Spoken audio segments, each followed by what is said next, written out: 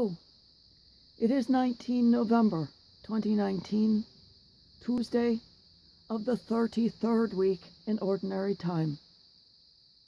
Our first reading is from the second book of the Maccabees.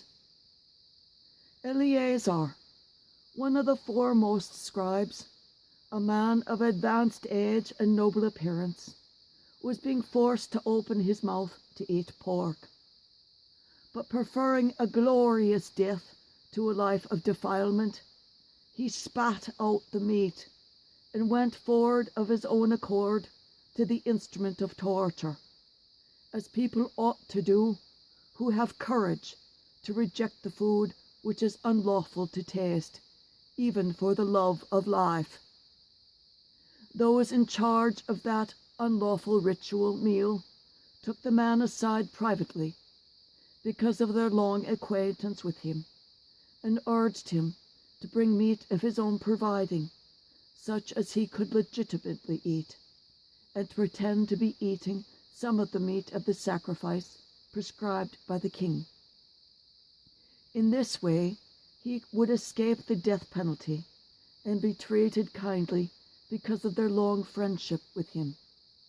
But Eleazar made up his mind in a noble manner, worthy of his years and the dignity of his advanced age, the merited distinction of his grey hair, and of the admirable life he had lived from childhood. And so he declared that above all he would be loyal to the holy laws given by God. He told them to send him at once to the abode of the dead, explaining, "At our age, it would be unbecoming to make such a pretense.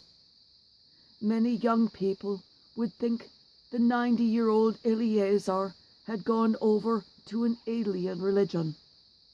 Should I thus pretend, for the sake of a brief moment of life, they would be led astray by me, while I would bring shame and dishonor on my old age. Even if, for the time being, I avoid the punishment of men, I shall never, whether alive or dead, escape the hands of the Almighty.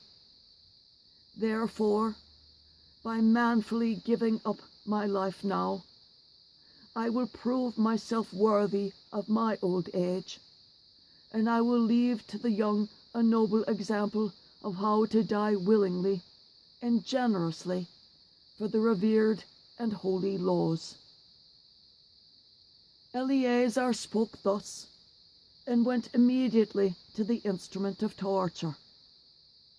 Those who shortly before had been kindly disposed now became hostile toward him, because what he had said seemed to them utter madness.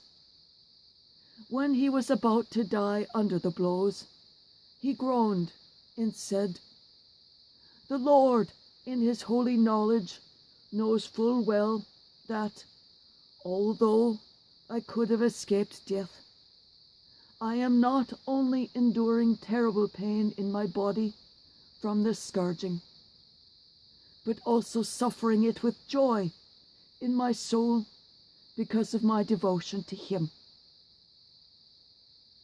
This is how he died, leaving in his death a model of courage and an unforgettable example of virtue, not only for the young, but for the whole nation.